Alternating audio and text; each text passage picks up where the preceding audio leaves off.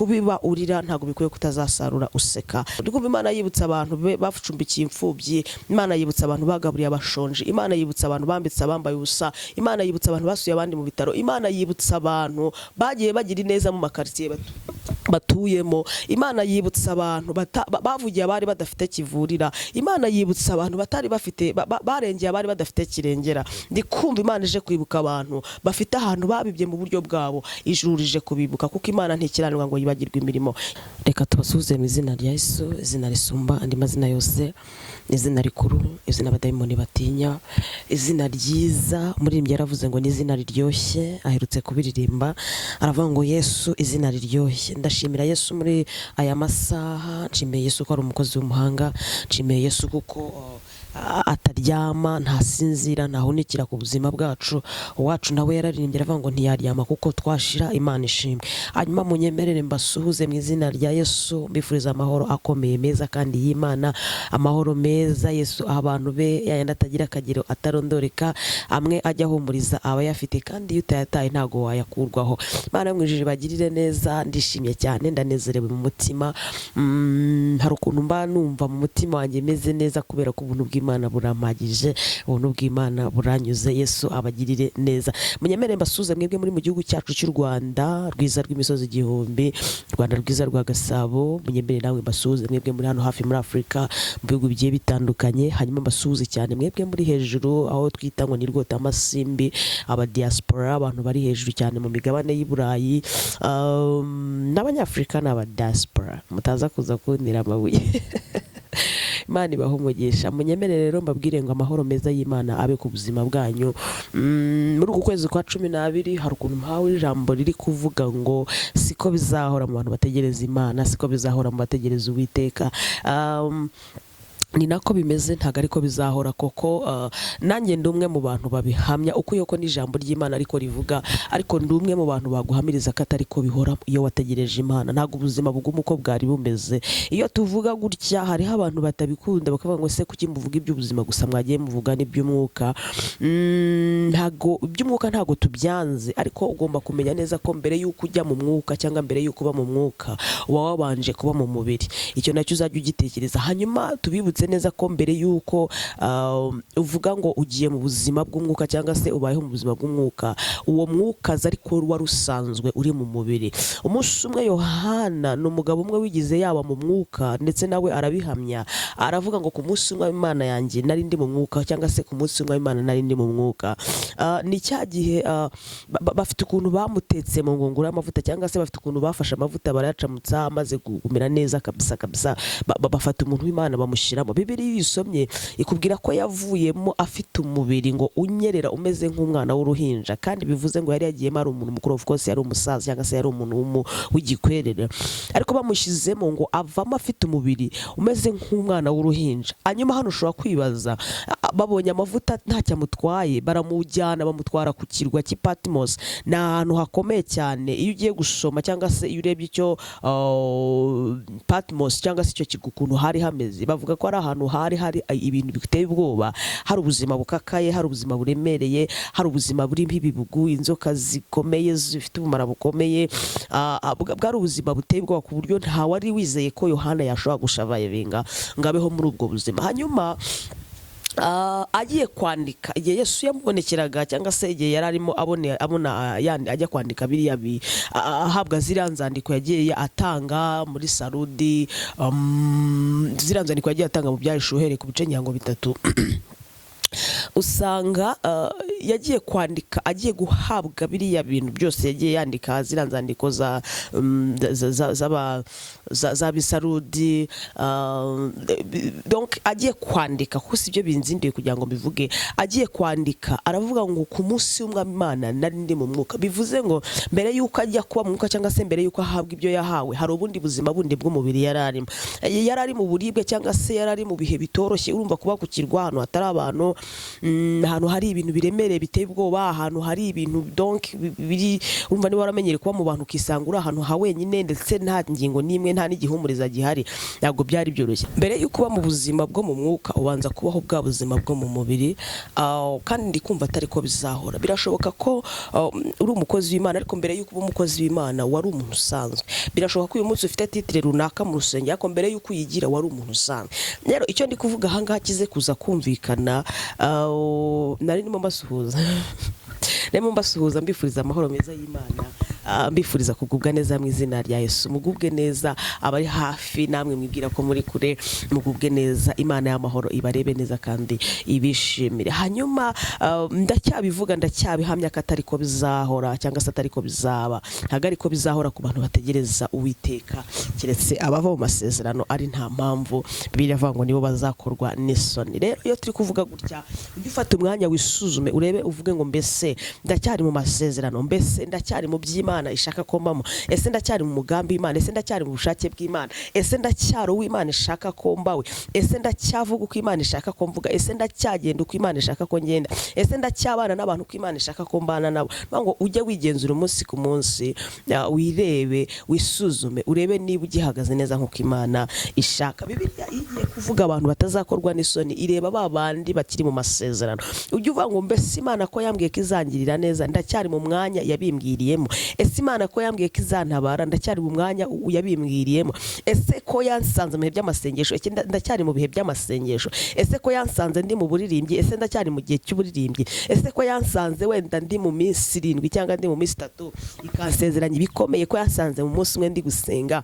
Ese ko nagiraga umwanya nkafata amasaha mu munsi wanjye nkiherera nkasenga. Ese ko najyaga ndirimbira Imana, ese ko najyaga nshurangira Imana, ese ndacyari muri uwo mwanya. Ujye ufata icyo gihe wigenzure, wisuzume, mbere yuko hagira undi muntu Imana ikoherezaho, nawe ubwawe wanze wisuzume, urebe ngo ese ndacyari mu masezerano. Uwacaherutse kuririmba aravuga ngo amasezerano y'Imana iyo wamaze kuyahabwa, ujye usenga ugire kwizera, oya ntago azahera azaza. Bivuze ngo amasezerano ni kimwe, Imana iragusezeranya, ariko hirya yo kugusezeranya nawe ugira ikintu cyitwa umukoro. Ugira ikintu cyitwa umukoro kwiringira Imana, ugira ikintu cyitwa umukoro gukomeza gutegereza Imana, ugira umukoro gukomeza kumva muri wowe nubwo ibintu Imana yavuze, kuko Imana si umuntu ngo ibeshye. Ugira ikintu cyitwa kwiringira Imana ku buryo uvuga ngo ni ukuri yansezeranyije, ndabizi neza kizantabara kandi kizangirira neza. Yesu aturengere cyane. Kwiringira Imana ni kimwe, iyo Imana yamaze kugusezeranya, kwanza ugombye kumenya neza ko Imana atari umuntu. Hanyuma wamara kumenya ko Imana atari umuntu, ugashyira mu mutwe wawe ko ibintu byose Imana yavuze izabisohoza, kubera ko nta jambo na rimwe Imana ivuga ngo rihere. Iyo tuvuze amasezerano, Imana yagusezeranya, abantu bagusezeranya, inshuti zawe zagusezeranya, abantu bagiye batandukanye bagusezeranya, ariko turashimira Imana ko atari umuntu, kubera ko niyo yonyine ibasha kuvuga, yarangiza ikarinda icyo yavuze kandi ikashyirwa ari uko igisohoje, yamara ikakirinda ndetse ikarinda n'uwo yakivuzeho. Rero amasezerano y'Imana iyo wamaze kuyahabwa, kugira ngo udakorwa n'isoni, ukomeza gusenga. Amasezerano y'Imana iyo wamaze kuyahabwa, kugira ngo isoni zitagukorera ku musozi utuyeho, ukomeza muri bya bihe byiza, wihisha mu masengesho, ugategereza Imana ari kuri gusenga. Amasezerano y'Imana iyo wamaze kuyahabwa, wirinda gushyira induru ku munwa, urashikama ugakomera mu mwami, ukavuga ngo iyambwiye ko izantabara, izantabara. Nigize nkunda ijambo Yesaya yagize avuga, birashoboka ko nawe yari ari mu gihe kitamworoheye, aravuga ngo kuko umwami Imana izantabara, nicyo gituma ntamwara. Ubu twari tumwaye, twari dukozwe n'isoni, ariko we aravuga ngo kuko umwami Imana izantabara, nicyo gituma ntamwara, ngo nicyo gituma nkomera. Yari afite impamvu imwe yo gukomera, kuko umwami yari azi neza ko ibintu Imana yamubwiye izabisohoza. Yari afite impamvu yo gukomera, kuko yari azi neza ko iyamubwiye itandukanye n'abamubwiye. Yari afite impamvu yo gukomera, kuko yari azi neza ko ijambo Imana ivuze iririnda. Aravuga ngo kuko umwami Imana izantabara, nicyo gituma ntamwara, nicyo gituma nkomera. Yari afite impamvu nyinshi zo gukomera, kuko yarabizi neza ko yamusezeranije atari umuntu. Aravuga ngo ni ukuri kose ntago nzamwara. Aravuga ngo nicyo gituma nkomera, mu maso hanjye hakamera nk'urutare. Nigize ntangara, ushobora gukomera. Ntago abantu bose bakomezwa nuko bariye, hari n'abakomera batari ariko bafite ibyiringiro ko bazarya. Ntago umuntu wese ukomera ari uko aba yambaye, hari n'abakomera batari bambara ahubwo bafite ibyiringiro ko bazambara. Ntago umuntu wese ukomera ari ufite inzu, ahubwo hari n'abakomera batazifite, kuko bafite ibyiringiro ko Imana ibesha mu mazu abadafite shinge na rugero. Hari umuntu ukomera adafite amafaranga, kubera ko azi neza ko Imana ni umutunzi wa byose, no mu gihe adahari agakomera akavuga ngo yavuganye nanjye ko izantungisha.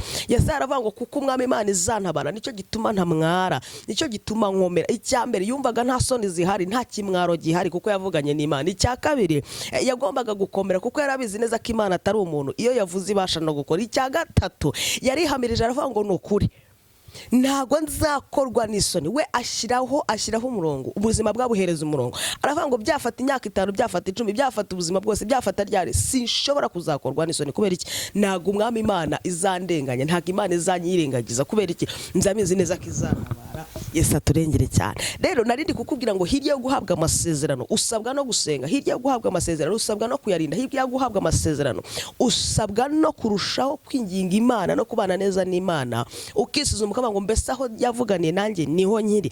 Nakunze uwacu waririmbye aravuga ngo ni ukuri hahandi twavuganiye, hahandi twasezerane, n'ubu niho nkiri. Urasabwa kuba ahantu wahereye kera uvuganira n'Imana, kuko ikundi iyo ukiri mu mwanya wa nyawo. Yesu arengeye. Uzarebe iyo ufitanye gahunda n'umuntu ukamubwira ngo duhurire aha cyangwa se mwavuganye mvuga ngo ariko iki niki tuzahura aha ngaha ku isaha yeneye, biba byiza iyo muhahuriye. Iyo ahagutanze ukamutegereza ukamubura, ubu mudisappointing. Nawe iyo uhamutanze ukamutegereza ukamubura bikarangira ahinduye gahunda, ubaye disappointed. Rero Imana si umuntu ku buryo yakubwira ngo nzagutabara ntigutabara. Ni ukuri mu ijuru hari Imana itabara. Iyo tubivuga natwe turi ubuhamya bugenda, dufite impamvu zo kubivuga. Narije kukubwira ngo hirya yo guhabwa amasezerano ubusabwa gukomeza kuba mu mwanya mwiza w'Imana yabikubwiriye, mukarushaho gusenga, ukarushaho kwizera Imana uko ngo nukuri yavuganye nanjye ndabizi neza ko izandengera. Iminsi nikagukanga kuko hejuru y'iminsi hari Imana igena iminsi. Ibihe ntibikaguherane kuko hejuru y'ibihe hari Imana nyiribihe. Hejuru y'amatariki mabi hari Imana ibasha gufata amatariki yose ikakuremeramo itariki imwe. Mu minsi yose njya nkunda kumva abantu bavuga ngo umuntu wese agira samedi. Mu minsi yose, mu minsi 7 igize icyumweru, Imana igutoranyirizamo umunsi. Ishobora gutoranya umunsi umwe ariko ukakubera umunsi uhinduriweho amateka. Yesu aturengere cyane. Hanyuma turi muri iri jambo rivuga ngo siko bizaba ku bantu bamutegereza, siko bizahora ku bantu bategereza Uwiteka. Keretse abantu bava mu masezerano nta mpamvu nibo bazakorwa n'isoni. Ijambo ry'Imana ritwereka ukuntu atari ko bizahora. Kubera iki? Impamvu atari ko bizahora nuko hariho kuba guhindurirwa amateka, hariho ibyiringiro ku muntu ugihagaze nk'uko Imana ishaka. Siko bizahora. Kubera iki? Uracyari mu mwanya Imana ishaka ko ubamo. Siko bizahora ku bantu bamutegereza, ku bantu bategereza Uwiteka siko bizahora. Dufite ingero nyinshi z'abantu bategereje Imana, nukuri amateka arahinduka. Nigize ntangazwa n'Abayuda umunsi bategereje Imana, umunsi bari kubambwaho, umunsi bari gupfiraho, niwo munsi Imana yaserutse, niwo munsi amateka yabo yahindutse, niwo munsi bakiriye inkuru nziza y'agakiza. Kubera iki? Moridekayi munsi yatambagijwe. Nukuri Imana yahinduye ibihe. Imana je ntago gukorwa n'isoni, ushobora gukorwa n'isoni igihe cyose ukiri mu isezerano, kuko Bibiliya bivuga neza. Zaburi 25:3 haravuga ngo siko bizahora ku bantu bamutegereza, keretse ababa mu masezerano nta mpamvu. Bivuze ngo igihe cyose ukiri mu isezerano nta soni zenda kugukora. Kubera iki? Uracyahagaze. Natunguwe n'ijambo Habakuki yavuze, yigize avuga ijambo rikomeye ngo nzahagarara hejuru y'umunara. Ndi kuvuga ku kuba uri mu masezerano. Nzahagarara hejuru y'umunara ahantu ndindira, hanyuma nkatega amatwi nanjye nkumva icyambwira. Bivuze ngo hirya yo gusenga urasabwa kongera gutegereza. Imana ivuga rimwe ikongera igasubiramo kugeza igihe isohoreje. Hari igihe haca imyaka 5 ariko ukongera kumva Imana ikubwira ngo ndi kumwe nawe. Hari igihe haca imyaka 10 ariko ukongera kumva Imana ikubwira ngo ndi kumwe nawe. Hari igihe haca imyaka 8 ariko kumva Imana ikikubwira ngo ndi kumwe nawe. Hashobora guca imyaka 20. Tubonye abantu Imana yagiye isohoreza isezerano imyaka ibaye myinshi yihiritse n'abantu babona ko bitazakunda. Rero nta soni Imana ifite ryo kurindira igihe cyayo. Nibyo twabonye mu minsi yashize Imana ibwira Aburahamu ngo mbese hari ikintu kinanira mu gihe cyashyizweho. Habakuki agiye gusenga aravuga ngo nukuri nzahagara hejuru y'umunara, ntago nzava ahantu Imana yavuganye nanjye kugeza igihe izasohoreza icyo yavuganye nanjye. Aravuga ngo nzahagara hejuru y'umunara aho ndindira narangiza nkumva icyambwira. Rero Imana yo mu ijuru iguha umugisha hirya yo gusezeranwa, hirya yo gutegereza, hirya yo kuba mu isezerano. Ongera ibihe byo gusenga, wongere ugaruke cyangwa se wongere wumva ushaka kuba mu mwanya Imana yabikubwiriyemo. Yesu aturengere cyane. Siko bizahora mu bantu bategereza Uwiteka. Uyu munsi hari ijambo Imana yashyize ku mutima wanjye, ndashaka ko turivugaho ubundi tukihutisha. Hari ijambo Imana yashyize ku mutima wanjye, ni Zaburi nanone 126 umurongo waho wa 5 haranditse ngo ababi babarira bazasarura bishima. Ushaka kuzanya ibintu byo kubiba no gusarura bimeze bite? Ntushobora gusarura igihe cyose utabibye. ntushobora gusarura igihe cyose hatatewe imbuto, ntushobora gusarura, ntushobora kubona umusaruro, ntushobora gusarura ibishyimbo utateye ibishyimbo, ntushobora gusarura ibigori utateye ibigori, ntushobora gusarura ibitoki utarateye insina. bivuze ngo ukuntu kose ushoboye kubiba, ukuntu kose ushoboye gusarura, bingana nuko washoye imbuto, cyangwa se bingana n'ukuntu wazinyanyagira, cyangwa se bingana n'ukuntu wabibye. Kuki nzanye iki cyanditswe n'ukuri, kugira ngo nkubwire ngo hirya yo guhabwa isezerano, impamvu wahawe isezerano nuko hari icyo wari wakoze. Birashoboka ko hari uburyo, hari ahantu wari uhagaze, bitera Imana kukuvuga, bitera Imana kukubwira. Impamvu wahawe isezerano nuko hari ukuntu wari umeze, bitera Imana kuba yagukomeza umutima. Bivuze ngo biragusaba ko ahantu wabibiye mbere y'uko usarura ukwiriye kuba uri hahantu, kugira ngo ubashe kongera kugira gute, kugarukaho n'Imana. Birashoboka neza cyane ko Imana yavuganye nawe ko izakurengera. Gusenga biravuna, ibi bintu njya mbibabwira. Gusenga biravuna kuko kwirekesha ibiryo ntago ari impano ya buri muntu. Gusenga biravuna kubera ko kumara amasaha 3-4 ushyize amavi hasi, gupfukama, hari n'uwo bapfukamisha iminota 5 akumva amavi aramurya. Kumara isaha yose, amasaha 2 upfukamye hasi, ibiganza bizamuye, ntago ari impano ya buri muntu wese, ahubwo ni ikintu, ni sacrifice, ni igitambo utanga. Rero biravuze ngo ababibabarira bazasarura bishima. Bivuze iki? Uko ukomeza gushyira amavi hasi, niko imbuto zizava muri ya mavi yawe zizanezeza umutima wawe. Uko ushoboye gukomeza uhamagara Imana ubutitsa, biravuga ngo dusengeshe nk'uko iteka mu buryo bwose bwo gusenga, kandi dusenga ubudasiba. Uko utindana n'Imana usenga, niko Imana izazana ibisubizo bingana n'ibyo wasengeye. Natangajwe na Daniel umunsi yafataga amasengesho y'iminsi 21, Imana ikamusubiza. Nubwo kumusubiza ko hajemo intambara, ko Imana yaramurwaniriye. Bivuze ngo umunyamasengesho, umuntu wese usenga, ujya guhabwa isezerano ry'ubutabazi. Hari igitambo cyitwa amasengesho, hari igitambo cyitwa kwiriza, hari igitambo cyitwa kubana n'Imana, hari igitambo cyitwa guca bugufi no gushaka kumva icyo Imana ivuze. Kandi gushaka kumva icyo Imana ivuze bisaba gutanga umwanya. Rero Bibiliya yavuze ngo umuntu wese ubibarira, kwa kundi utanga isaha ugatanga iminota 30 uri musenga usaba Imana, nuko biba. Kwa kundi usenga, kwa kundi utanga, kwa kundi ubushakashaka Imana mu buryo bwose, tanga igitambo bingana n'inyungu zizaza zivuye muri cya gitambo. Nta muntu n'umwe ujya gutamba igitambo umutima we wishima. Ushobora kwishima kubwo kwizera ukavuga ngo Imana izanshumbusha. Ushobora kwishima kubwo kwizera ukavuga ngo yavuganye nanjye, cyangwa se iyo niringiye nyihaye ndabizi ko itazankurira amaho. Ariko ugiye kuri abantu bose batambye ibitambo, ni gutanga igitambo ni imbaraga. Amasengesho ni umwanya, ni time, you spend your time. Amasengesho uyitanga umwanya wawe urawutambutsa, urawutakaza.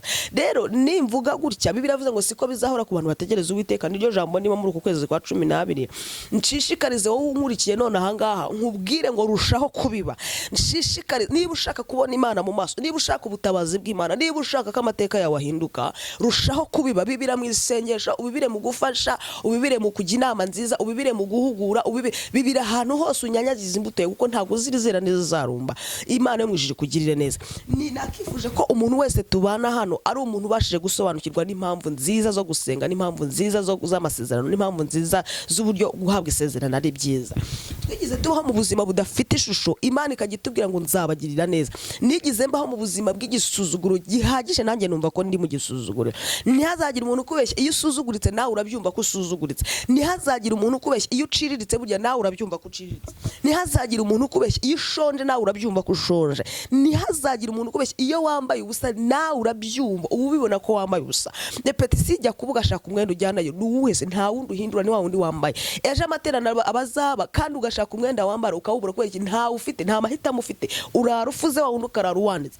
Rero igihe cyose umuntu ari gucamo abasha kumva ko ari kugicamo. Nigizemo aho mu gisuzuguro, nanjye ndabyumva neza ko nsuzuguritse pe.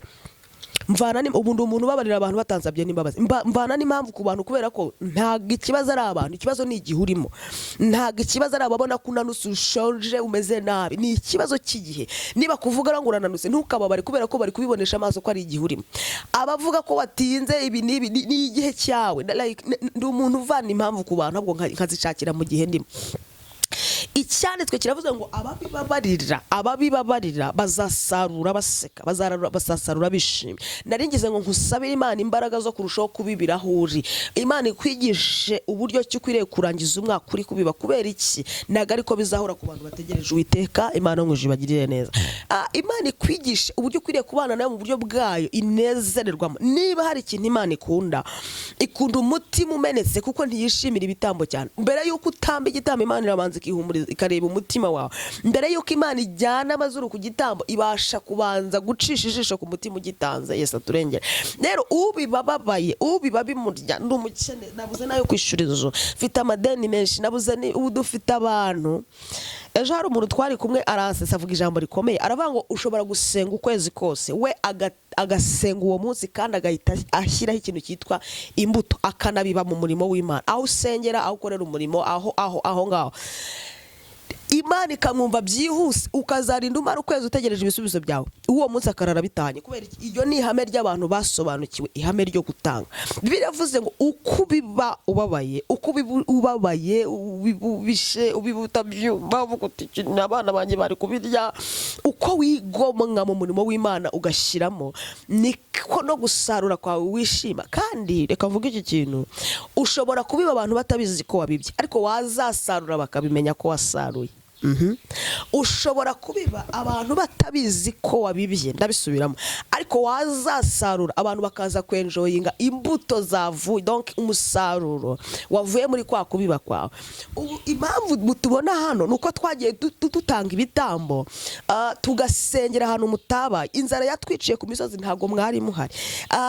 Tumara iminsi ngahe tudakarabye turi ahantu ubutayu, ntago mwari muhari. Ariko aho turi aha ngaha, umuntu arakurira akifuza kugusoromaho, kubera ko Imana yakwejeje. Hari imbuto iri kukuvaho. Kubera iki? Twibibye ubwacu, twitanzemo ibitambo, dushaka kuba cya gitambo. Paulo yagize avuga ngo ubu namaze kumera nk'ibisuka ku gicaniro.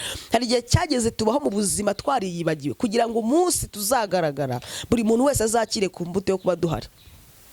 Bibiliya ivuze iki nsoza? Iravuze ngo ubibabaye azasarura yishimye.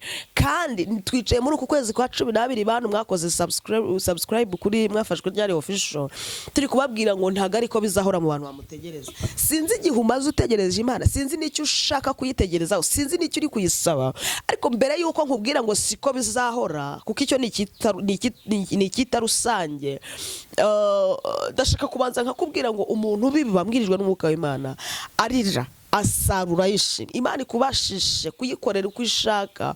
Turi mu gihe bisaba kwitanga tumaramaje. Turi mu gihe dusabwa gukora tutarebye ku jisho ry'abandi. Turi mu gihe buri wese asabwa kwirwanaho, atabanje kumva cyangwa se atabanje kureba ku bintu byinshi, kuko turi mu minsi igoye. Ariko Imana izabayo, Yesu aturengere cyane. Hanyuma ndacyakwibutsa ko atari ko bizahora mu bantu bategereza Imana. Iyi message irareba abantu bose bagiye kurangiza uyu mwaka bafite imbuto bashyize mu butaka. Iyi message irareba abantu bose bagiye kurangiza umwaka ariko bafite ahantu babibye ariko bategereje gusarura. Iyi message irakureba wowe ushobora kuba warafashije imfubyi ahantu ku muhanda. Iyi message irakureba wowe ushobora kuba warafashije abapfakazi, ukaba uzi ko umugabo yitahiye ariko ukaba ugihari kubwe. Iyi message irareba umuntu wese ufite umuntu wishingiye, ufite umurimo w'Imana wishingiye, ufite ikintu ufite aho wabibiye. Iyi message ni y'umuntu w'umukozi wabibye mu bwami bw'Imana. Biravuze ngo kubiba ushobora kubiba ubabaye, ushaririwe, ariko gusarura ugasarura wishimye. Reka ntangaze ko gusarura bikwegereye uyu mwaka utararangira, Imana ikuremera ikimenyetso cy'ibyiza. Birashoboka ko watanze umwanya wawe mu marepetition, uko wabibye uvuye mu kazi unaniweho kugira ngo uce mu rugo, mbanza guca mu murimo w'Imana usigaye imbuto. Iyo mbuto Yesu aravuze ngo ari hafi kongera kuyimeza kugira ngo ubashe gusarura. Ndi kukubwira ngo wabibye ubabaye, icyo watanze nicyo wari ufite, ariko hari ingororano ku bantu bizera Imana no kubemera Imana muzitugirire neza. Biravuze ngo siko bizahora ku bantu bamuteka. Ngutangarize ko atari ko bigiye kugenda, kuko Imana igiye gushingira ku mbuto wabibye. Imana yo mwijije guhereze gusarura. Reka nkubwire ngo siko bizahora muri uyu mwaka ndetse n'utaha n'undi uzaza. Niba warategereje Imana muri uyu mwaka ukabona ugiye kurangira nta kibonye, Imana ishimwe ko hari imbuto washyize mu butaka. Imana yiteguye kumeza ku bwawe. Hari igitambo watanze Imana yenze kwibuka kugira ngo ubashe kongera kwakira ku musaruro w'ibyo wabibye. Iyi message ni y'abantu bafite ahantu babibye. Sinzi aho wabibye, birashoboka ko wabibye mu gihugu, ubu no gusengera igihugu ni imbuto utanga kuko ubikora nta muntu ubizi, ubikora mbese n'umwanya. Birashoboka ko wabibye, mbese warabibye usengera abarwayi, warabasuye kwa muganga. Iyo mbuto Yesu arenda kuyimeza, arenda gutuma yera kugira ngo nawe ubashe gusarura. Birashoboka ko watanze mu myenda wari wambaye ukambika abantu, ndi kumva hari imbuto Yesu aje kumeza kugira ngo abantu babashe gusarura. Ijambo rivuga iki? Icyo biba nicyo usarura. Nta muntu usarura hatabibye. Imana turengere cyane. Nawe udukurikiye utari wumva ihame ryo kubiba, utari wumva ihame ryo kugira utari Imana ikubashishe kubasha gukora nkuko ishaka kugira ngo nawe usarure aho wabibye. Uyu mwaka n'umwaka wo gusarura, ariko umuntu wese Imana ikamuha gusarura bitewe nuko yabibye. Siko bizahora. Iyi message yari igenewe abantu bafite ahantu babibye, ni ukuri nje kubaha ihumure kuko nabibwirijwe n'umwuka w'Imana. Yesu abaho umugisha, Yesu abagirire neza. Imana y'amahoro ibiteho kandi ijuru ribanezeze, ijuru ribanezererwe. Yesu abagirire neza. Shalom shalom. Mukomeze kubiba nyinshi kandi uko mubiba nyinshi niko musarura nyinshi. Imana yamwijije ibaho umugisha. Mubiba murira ariko mugasarura mwishimye. Mubiba biryana ariko mugasarura biryoshye. Yesu abaho umugisha, Yesu abagirire neza. Hanyuma wari udukurikiye utarakora kuri ikandeho. Niba uzi ko wari udukurikiye utarakora subscription kuri Mwafashwe rya official, kandaho tujye tubana iminsi yose, kandi mujye mwibuka no gukanda kunzogera kugira ngo ikintu cyose nkizeho mujye muhita mukibona. Yesu abaho umugisha, Yesu abagirire neza. Mukomeze musengere, mukomeze mbasengere. Yesu abiteho. Kubiba urira ntago bikwiye kutazasarura useka. Yesu abagirire neza, Yesu abiteho. Ndikumva Imana yibutsa abantu bacumbikiye imfubyi, Imana yibutsa abantu bagaburiye abashonje, Imana yibutsa abantu bambitse abambaye ubusa, Imana yibutsa abantu basuye abandi mu bitaro, Imana yibutsa abantu bagiye bagira neza mu makartier batuyemo, Imana yibutsa abantu bavugiye abari badafite kivurira, Imana yibutsa abantu batari bafite barengeye abari badafite kirengera. Ndikumva Imana ije kwibuka abantu bafite ahantu babibye mu buryo bwabo, ijuru rije kubibuka kuko Imana ntikiranirwa ngo yibagirwe imirimo. Yesu abiteho, Yesu abiteho, Yesu abiteho. Ndabakunda mu izina rya Yesu. Shalom shalom shalom.